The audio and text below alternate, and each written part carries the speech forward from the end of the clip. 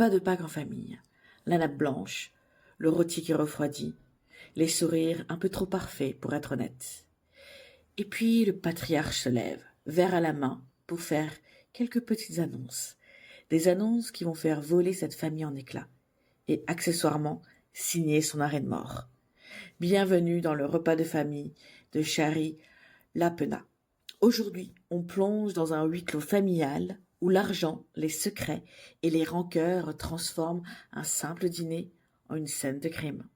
Si vous aimez les thrillers psychologiques qui jouent avec vos nerfs, pensez à liker la vidéo, à vous abonner et à activer la cloche pour ne pas rater les prochaines chroniques. Cela aide énormément la chaîne.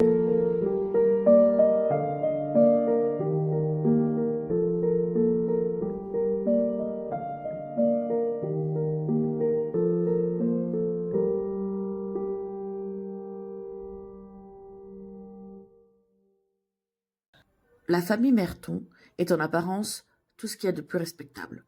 Fred, le patriarche, richissime.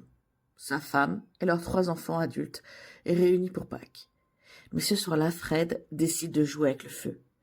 Son fils apprend qu'il ne prendra pas la tête de l'entreprise familiale. Sa fille aînée découvre que la villa qu'elle pensait hériter va être vendue. Et la Benjamin, artiste un peu instable, voit ses aides financières disparaître. Un seul discours. 3 vies bouleversées. Fred vient d'allumer 3 mèches en même temps. Et quelques heures plus tard, les époux Merton sont retrouvés assassinés.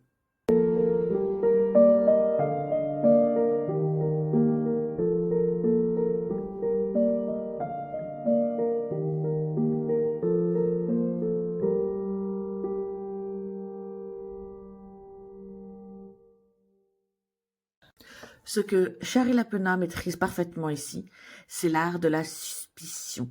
Chaque chapitre est court, efficace, presque brutal. Et à chaque fois, le doute change de camp. On soupçonne le fils, puis la fille aînée, puis la cadette, puis plus personne, puis tout le monde. La narration ne se limite pas à l'enquête. Elle circule entre les personnages, chacun avec sa version, ses omissions, ses mensonges. Résultat, on croit comprendre, puis tout s'effondre. Et c'est exactement pour ça que ce livre est impossible à lâcher. On a constamment l'impression d'être à 2 doigts de découvrir la vérité. Au fond, le repas de famille parle de ce qui se cache derrière les apparences. Une famille peut sembler unie alors qu'elle est déjà fissurée au départ.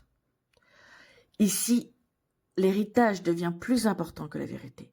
Les relations sont fragiles bien avant le crime. Et quand les masques tombent, ce n'est ni spectaculaire ni violent. C'est lent, inévitable, presque dérangeant. Lapena n'utilise pas des effets faciles. Pas de gore, pas de rebondissements absurdes. Elle installe une tension psychologique constante, un malaise discret mais persistant.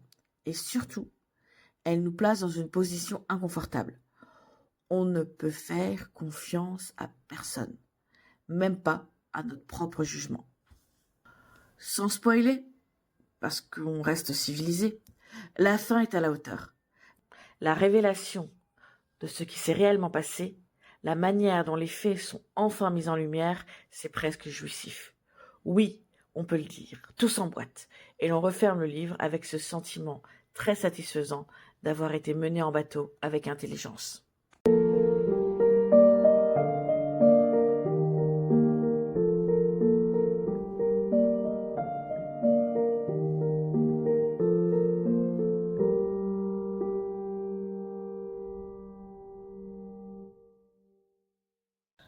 Si vous aimez les drames familiaux, les faux-semblants et les révélations qui reconfigurent toute l'histoire, alors le repas de famille est clairement pour vous.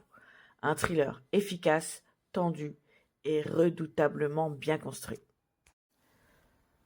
Merci d'avoir regardé cette vidéo et surtout, méfiez-vous des repas de famille.